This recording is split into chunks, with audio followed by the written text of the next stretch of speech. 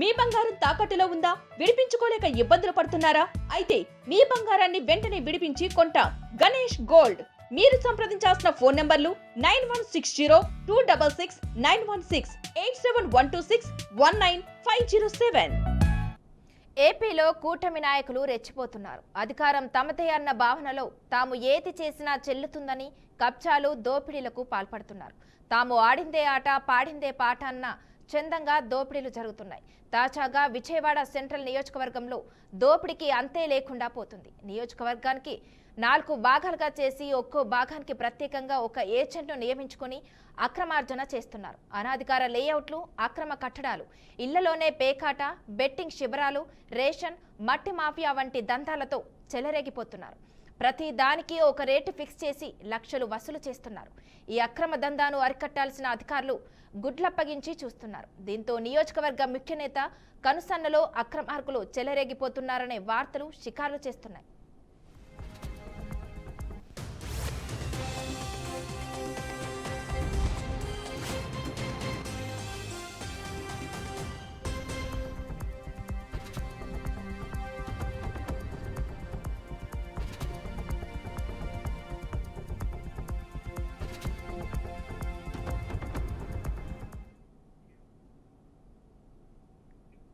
Vijayawada municipal పరిధిలో new Rajarajeswaripeta, Gunadala, Kandrika 3 ప్రాంతాల్లో ఇంకా పొలాలు మిగిలి ఉన్నాయి.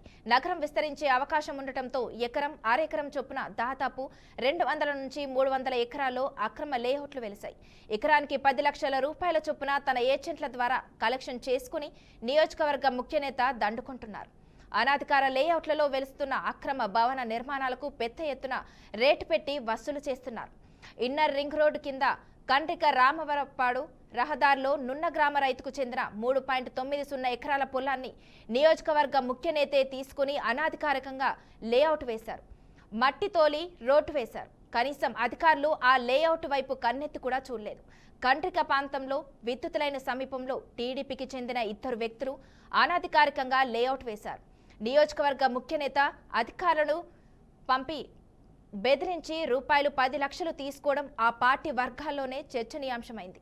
విజయవాడ శివారు పాయకాపురం, కండ్రిక ప్రాంతాల్లో అక్రమ భవంతులు పుట్టగొడుగుల్లా వెలిశాయి. ప్లాన్ ఉన్న కొన్నిటికి ముక్కుపిండి డబ్బులు వసూలు చేస్తున్నారు. వితౌట్ ప్లాన్లు, అదనపు అంతస్తుకు రేటు కట్టి ఏజెంట్లను నియమించుకుని డబ్బులు వసూలు చేస్తున్నారు.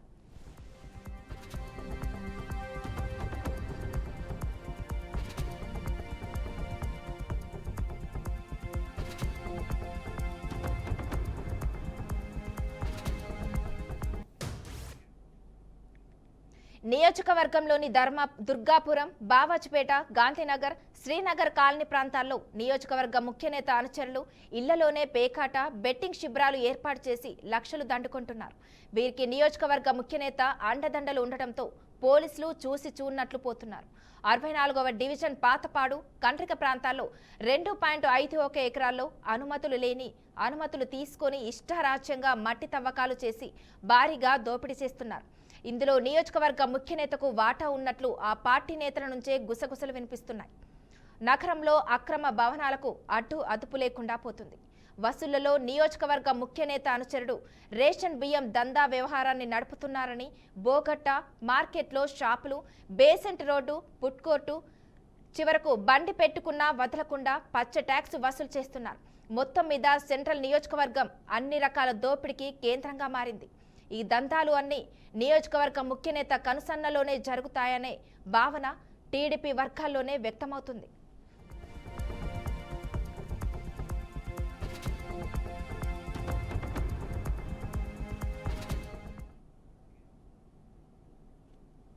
ఇక ఇదే అంశానికి సంబంధించి పూర్తి సమాచారం మా ప్రతినిధి వెంకట్ అందిస్తారు. వెంకట్, చెప్పండి. Thank you. ఈ విజయవాడ సెంట్రల్ నియోజకవర్గంలో కూటమి నేతలు రెచ్చిపోతున్నారు. రోజు రోజుకి వారి అకృత్యాలకు, అదేవిధంగా అధికారం ఉన్నదన్న ఆ అహంకారంతో చాలా దారుణాలు అయితే చోటు చేసుకుంటున్నాయని చెప్పుకోవచ్చు.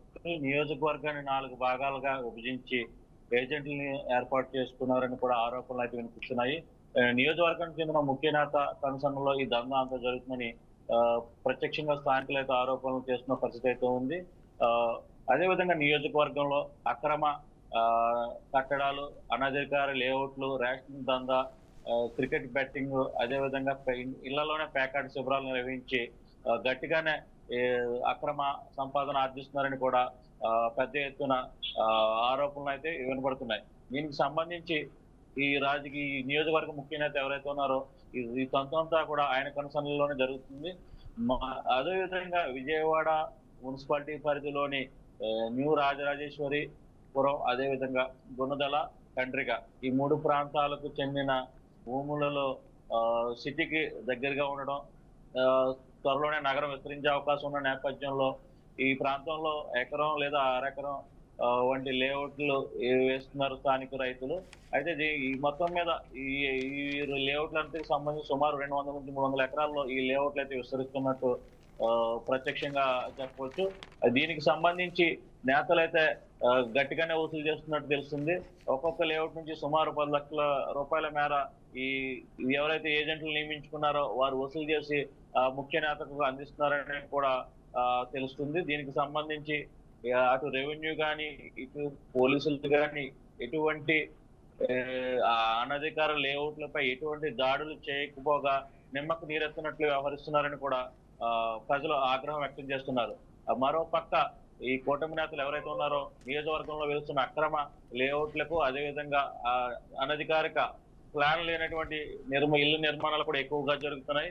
వాటి నుంచి కూడా గట్టిగా వసూలు చేస్తున్నారు. మరో పక్క నున్న గ్రామానికి చెందిన ఒక రైతు నుంచి 3.90 ఎకరాల భూమిని సేకరించి లేఅవుట్ వేశారు. ఈ లేఅవుట్ కు సంబంధించి భారీగానే ముట్ట చెప్పినట్లు తెలుస్తుంది ఆ నియోజకవర్గ ముఖ్య నేతకు. అదేవిధంగా కండ్రిక సమీపంలోని విద్యుత్ లైన్ సమీపంలో ఒక లేఅవుట్ వేశారు. 2 టీడీపీ నేతలు లేఅవుట్ వేశారు. అయితే లేఅవుట్ కు సంబంధించి నియోజకవర్గ ముఖ్య నేతకు భారీగానే సమర్పించుకోవాల్సి వస్తుంది. ఆ ముఖ్య నేత అనుమతి లేకపోవడంతో అధికారులు ఆ ముఖ్య నేత పంపించి వారి దగ్గర నుంచి సుమారు 15 లక్షల రూపాయలు వసూలు చేసినట్లు గుసగుసలు వినబడుతున్నాయి. ఇది మొత్తం మీద నియోజకవర్గంలో ఒక మట్టి మాఫియా, అదే విధంగా అక్రమ రేషన్ మాఫియా ఈ రెచ్చిపోతున్నారని చెప్పుకోవచ్చు.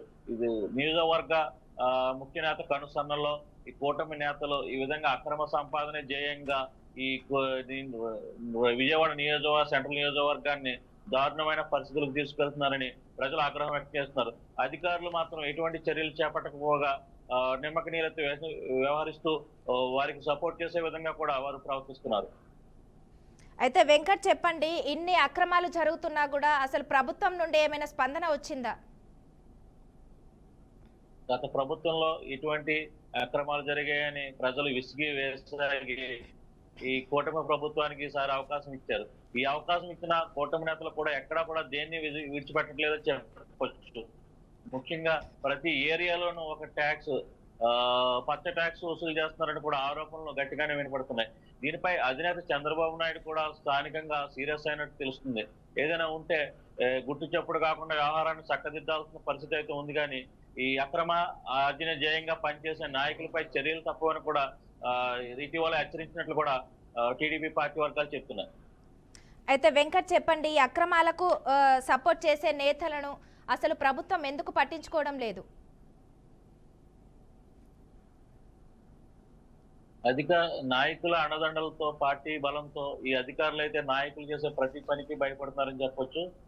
వారు ఏదైనా ట్రాన్స్ఫర్ చేసే అవకాశం ఉంది, లేదంటే సస్పెండ్ చేయడం, ఇటువంటి అడ్డుగా పెట్టుకుని ఈ నేతలు ఎవరైతే ఉన్నారో అధికారం తమ చేతిలో ఉన్నదన్న అహంకారంతో ఈ అధికారులపై తమ పెత్తనం చెలాయిస్తున్నారని కూడా గట్టిగానే ఈ ప్రాంత వాసులు వాదనలు వినిపిస్తున్నాయి. Okay, thank you Venkat.